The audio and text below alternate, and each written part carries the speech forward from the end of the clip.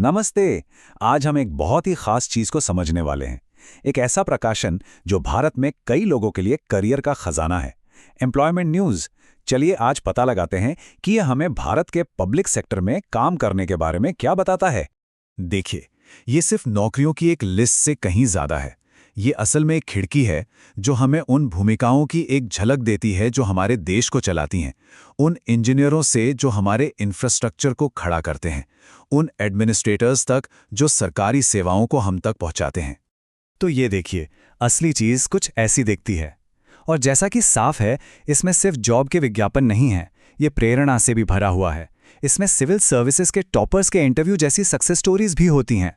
तो फिर चलिए इसमें और गहराई से उतरते हैं और देखते हैं कि ये पन्ने आज के भारत में करियर बनाने के बारे में असल में क्या बताते हैं। ठीक है, तो शुरुआत करते हैं मुख्य भूमिकाओं से। जब हम इन पन्नों को पलटते हैं तो 3 प्रोफेशंस हैं जो बार बार सामने आते हैं।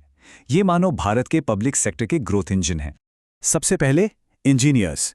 ये वो लोग हैं जो सचमुच में देश को बना रहे हैं, चाहे वो एक नया पुल हो, एक बहुत ही एडवांस्ड डिफेंस सिस्टम हो, या फिर वो पावर प्लांट जिससे हमारे घरों में बिजली आती है। और यहाँ इंजीनियरिंग रोल्स में कितनी वैरायटी है, इसका एक शानदार उदाहरण है। जरा बाईं तरफ देखिए, ऑर्डिनेंस फैक्ट्री में डिप्लोमा प्रोजेक्ट इंजीनियर की एक प्रैक्टिकल भूमिका है। अब इसकी तुलना दाईं ओर इंजीनियर्स इंडिया लिमिटेड में मैनेजमेंट ट्रेनी से कीजिए, जो कॉर्पोरेट दुनिया की तरफ एक रास्ता है। दोनों ही भूमिकाएं देश के लिए बहुत जरूरी हैं, लेकिन ये करियर के बहुत अलग अलग रास्ते दिखाते हैं। चलिए अब आते हैं दूसरे सबसे जरूरी एरिया पर, अकाउंटिंग। पब्लिक फंड्स की जवाबदेही और उसका सही इस्तेमाल सुनिश्चित करने के लिए फाइनेंशियल प्रोफेशनल्स का होना बहुत ही जरूरी है। ये स्लाइड दिखाती है कि पब्लिक सेक्टर में अकाउंटिंग का करियर कहां तक जा सकता है। बाईं तरफ national health systems resource centre में एक कंसल्टेंट की भूमिका पर ध्यान दें। और अब दाईं तरफ देखिए, नेशनल हाईवे कॉरपोरेशन में एग्जीक्यूटिव डायरेक्टर की एक टॉप लेवल पोस्ट। यह दिखाता है कि इस फील्ड में ग्रोथ की कितनी जबरदस्त संभावनाएं हैं। और हमारी इस कोर लिस्ट में तीसरा और आखिरी पिलर है मैनेजमेंट। सरकार के बड़े बड़े प्रोजेक्ट्स को जमीन पर उतारने और टीमों को लीड करने के लिए स्किल्ड मैनेजर्स की जरूरत तो हमेशा ही रहती है, जो योजनाओं को हकीकत में बदल सकें।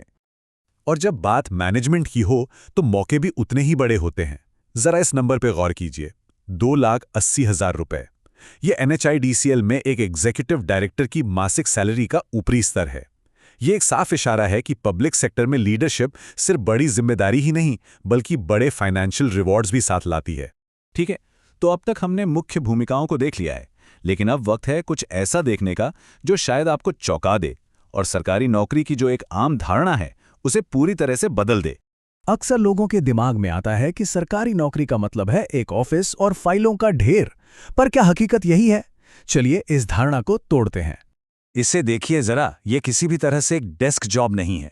ये परमाणु ऊर्जा विभाग में एक साइंटिफिक ऑफिसर की भूमिका है।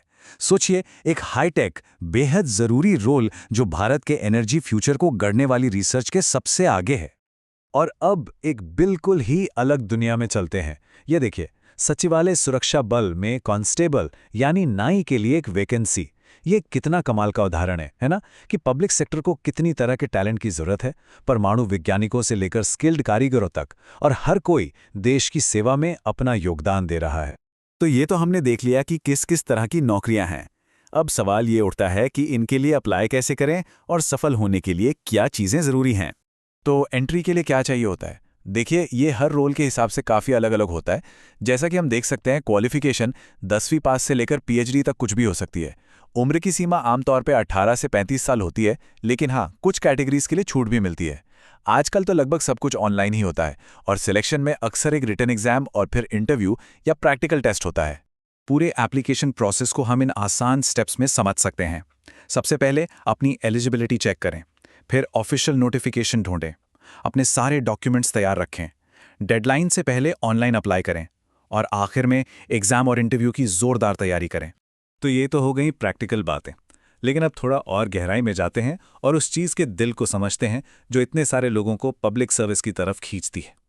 ये सिर्फ एक सैलरी पैकेज से तो कहीं ज़्यादा है ना?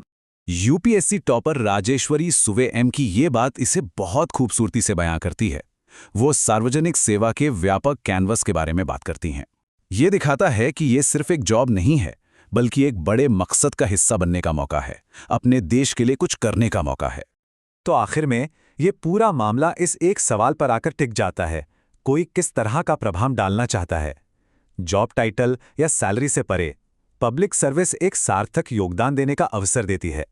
और क्या पता, किसी के लिए उस सफर का पहला कदम इन्हीं पन्नों में कहीं छिपा हो।